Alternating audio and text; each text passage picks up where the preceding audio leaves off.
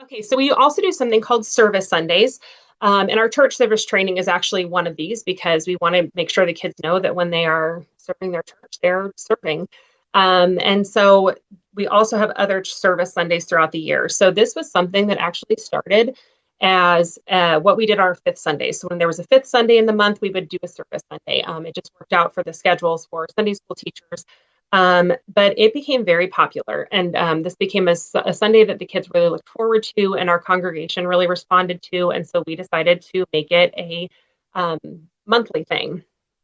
So what they do is we find a way for kids to be in service, and then we do a project for it, and we connect it back to their faith. So whenever possible, we try to get. This is a great opportunity for us to get other adults involved.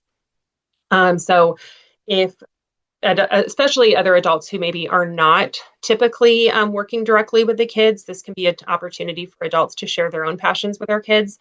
And so we will talk to kids about a different organization in the community or a different need in the community. And then the kids get to do a service project to actually serve whatever that need is. And we're our church that does a lot of service, and so this is a way for them to also get to be involved in that, especially in instances where it's maybe not always so easy for kids to be involved. They get to do this, and it's in a very meaningful way.